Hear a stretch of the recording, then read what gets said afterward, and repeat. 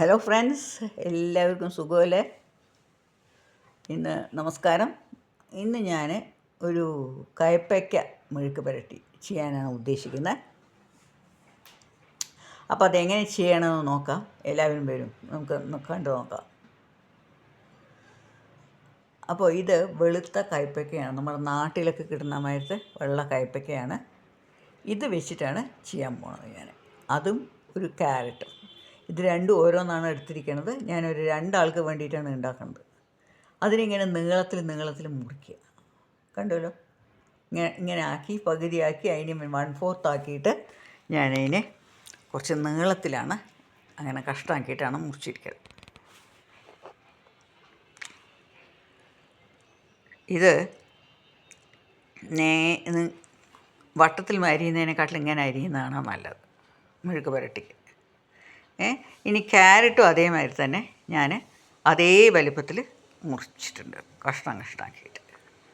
ഇനി അതിന് വേണ്ടിയിട്ട് നമുക്ക് എന്താണ് ചെയ്യേണ്ടത് അറിയോ? ഇപ്പോൾ ഞാൻ ചീഞ്ചട്ടിയിലേക്ക് ഒരു 2 ടീസ്പൂൺ എണ്ണ കേട്ടോ. ഇതൊന്ന് ചൂടായി വരുമ്പോൾ ഈ കയ്പ്പയ്ക്ക ഇങ്ങനെ നീളത്തിലാണ് കട്ട് ചെയ്തിരിക്കുകയാണ് എന്ന് കണ്ടോളൂ. പൊടിയായിട്ടല്ല, ഒരു ഇഞ്ച് 1/2 ഇഞ്ച് നീളത്തിൽ ഇങ്ങനെ കട്ട് ചെയ്തിരിക്കുകയാണ്. ഇങ്ങനെ അതിലേക്ക് ഇട്ടു. ഇനി ഈ കയ്പ്പയ്ക്ക ഒന്ന് നന്നായി വറക്കുകയാണ്. ഇങ്ങനെ വറക്കുമ്പോൾ എന്താ വെച്ചാൽ ഇതിൻ്റെ കയ്പ്പ് പോകാൻ കുറച്ച് നല്ലതാണ്. ഈ സമയത്ത് ഞാൻ ഒന്ന് വതകി വന്ന ശേഷം കുറച്ച് അതിൻ്റെ വെള്ളത്തിൻ്റെ അംശമൊക്കെ ഒന്ന് പോയ ശേഷം ഈ വെള്ള കയ്പ്പയ്ക്കയിൽ കുറച്ചിങ്ങനെ വെള്ളം ഉള്ള മാതിരി ഉണ്ടാവും. ഇതൊന്ന് വഴണ്ട് വരട്ടെ. ആ സമയത്ത് ഞാൻ കുറച്ച് ഉപ്പ് ചേർക്കുന്നുണ്ട്. ഇപ്പം ഇതൊന്ന് വഴണ്ട് വരട്ടെ. ഇപ്പം ഞാനിതിലേക്ക് കുറച്ച് ഉപ്പ് ചേർക്കുകയാണ്. കയ്പ്പയ്ക്കയിൽ കുറച്ച് ഉപ്പ് മുണ്ടി നിൽക്കണം, അല്ലെങ്കിൽ അതിൻ്റെ കയ്പ്പിന്. അപ്പോൾ ഞാനിതിനെ ഇപ്പോൾ ഉപ്പിട്ടിട്ട് ഒന്നുകൂടി നന്നായി സോട്ട് ചെയ്യുകയാണ്. അപ്പോൾ ഒരു ബ്രൗൺ നിറം വരണം കേട്ടോ. എന്നിട്ട് ഞാൻ ഈ ക്യാരറ്റ് അതിലേക്ക് ആഡ് ചെയ്യും. അപ്പോൾ അതിൻ്റെ കയ്പ്പിന് ചെറിയൊരു ശമനം കിട്ടും, നല്ല ടേസ്റ്റാണ്. എന്നിട്ട്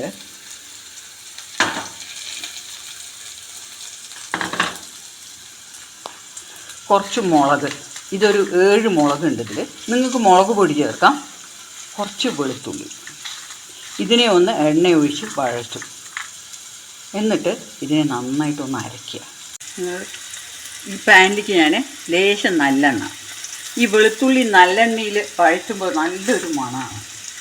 അപ്പോൾ ഞാൻ ആദ്യം കുറച്ച് മുളകിടുന്നുണ്ട്.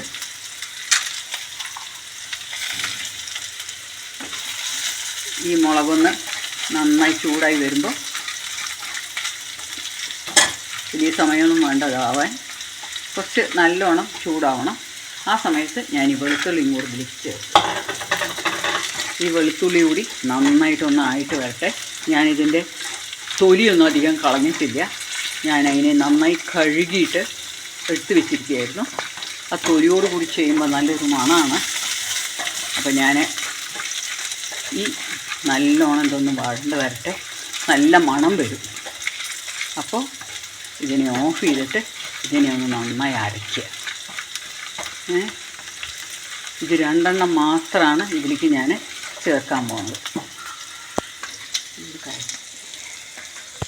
ഇപ്പോൾ ഈ വെളുത്തുള്ളി നന്നായിട്ടൊന്ന് നല്ല മണം വരും. ഈ വെളുത്തുള്ളി നല്ല എണ്ണയിൽ വറക്കുമ്പോണ്ടല്ലോ, അതിൻ്റെ മണം നല്ലൊരു മണമാണ്. ഇനി ഇതിനെ രണ്ടിനെയും കൂടെ ഞാനൊന്ന് അരച്ചിട്ട് വരാം, ഒന്ന് ആറിക്കോട്ടെ. ഈ സമയം എൻ്റെ കയ്പ്പയ്ക്കൊക്കെ നന്നായി ഒന്ന് വാടി വന്നു. കുറച്ച് കൂടി ഒന്നാവണതിന് മുമ്പ് ഞാൻ ഈ ക്യാരറ്റ് ഇതിലേക്ക് ക്യാരറ്റ് ചേർക്കുകയാണ്. ഇനി ഇത് രണ്ടും കൂടി ഒന്നാവട്ടെ കേട്ടോ. ചെറുതായിട്ട് ചെറിയ തീയിൽ ഞാനിതിനെ വെച്ചിട്ട് അതൊന്ന് അരച്ചിട്ട് വരാം. ഇപ്പം ഞാൻ ഈ ക്യാരറ്റും കയ്പ്പയ്ക്ക് നന്നായി ഒന്ന് മൊരിയും. ആ സമയത്ത് ഞാൻ ഈ അരച്ചത്, വെളുത്തുള്ളിയും മുളകും കൂടെ അരച്ചത് ഞാനിതിലേക്ക് ആഡ് ചെയ്യാണ്.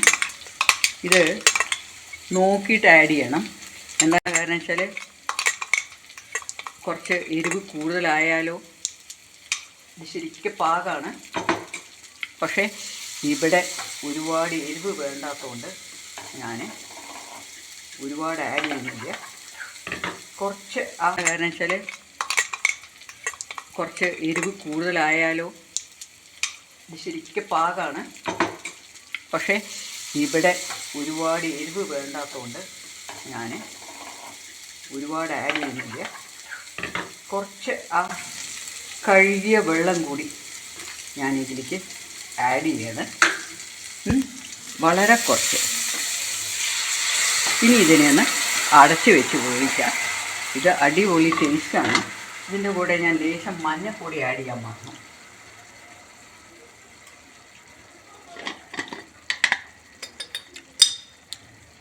മഞ്ഞൾപ്പൊടി ആഡ് ചെയ്യണം. ഇനി ഇതൊന്ന് വെന്ത് വന്നിട്ട് കാണിക്കാം.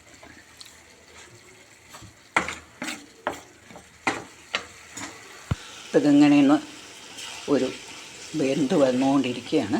വലിയ വേവൊന്നുമില്ല, കുറേ നേരം വറക്കിയല്ലോ. അപ്പോൾ ഇതൊന്ന് അടച്ച് വെക്കട്ടെ.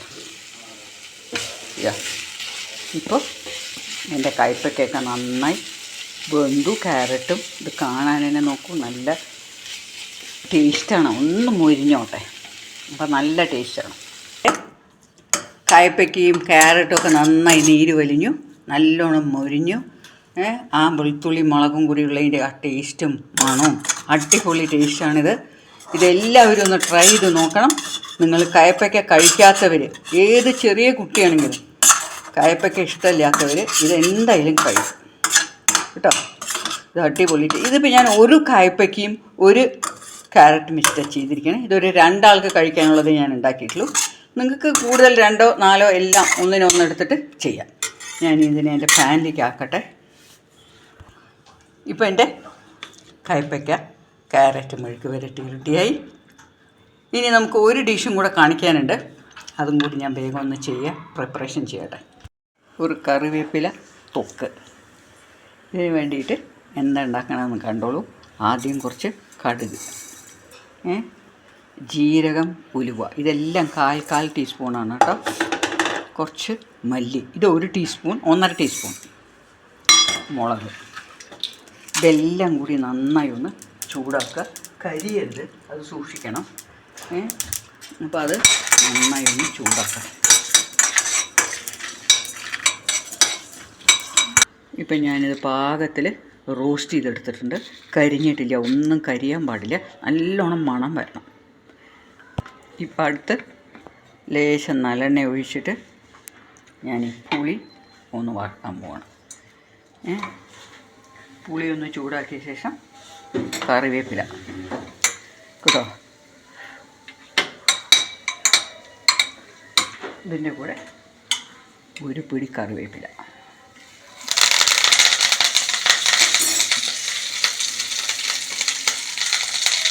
ഇത് നല്ലോണം ഒരു പിടിയുണ്ട്.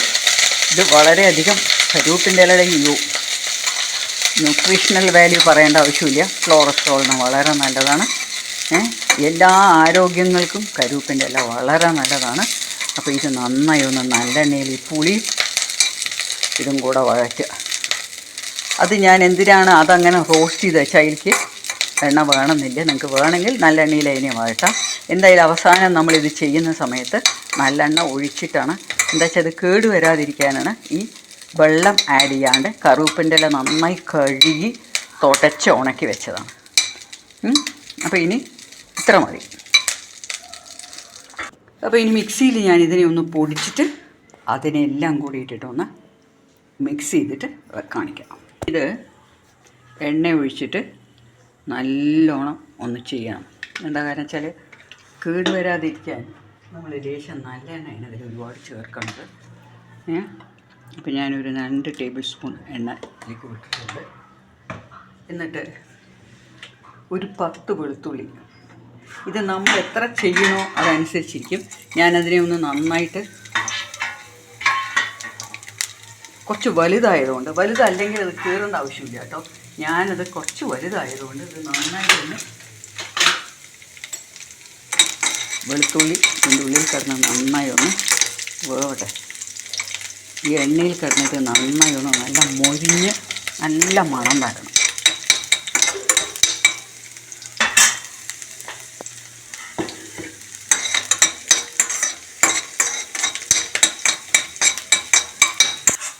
അപ്പോൾ ഇപ്പോൾ വെളുത്തുള്ളിയൊക്കെ നന്നായി ആയി, കണ്ടോ? ഇത്ര ആയാൽ മതി. ഇപ്പം ഞാൻ ഈ പൊടിച്ച പൊടി അതിലേക്ക് ഇടാൻ പോകും. എന്നിട്ടൊന്ന് നന്നായി ഇളക്കുക. ഇതിലേക്ക് ഞാൻ തീരെ വെള്ളം ചേർക്കുന്നില്ല. എന്താ കാരണം വെച്ചാൽ വെള്ളം ചേർത്താൽ ഇത് കുറേ കാലം ഇരിക്കില്ല. ഇതിൽ കുറച്ചുകൂടി നിങ്ങൾക്ക് വേണമെങ്കിൽ നല്ലെണ്ണ ചേർക്കാം. പക്ഷെ ഞാൻ ഇത്രയും ചേർക്കുന്നുള്ളൂ. ഇപ്പം എൻ്റെ ഈ വെളുത്തുള്ളി പൊടി റെഡിയായി. ഞാൻ മുഴുവൻ തുടച്ചിട്ട് അതിൽ ഇടുകയാണ്. ഇത് അടിപൊളി ടേസ്റ്റാണ് കേട്ടോ. ചോറിൻ്റെ കൂടെ, വെറുതെ ചോറിൻ്റെ കൂടെ ഇത് വെച്ചിട്ട് മിക്സ് ചെയ്തിട്ട് കഴിക്കുക, കറിയൊന്നും ഇടാണ്ട്.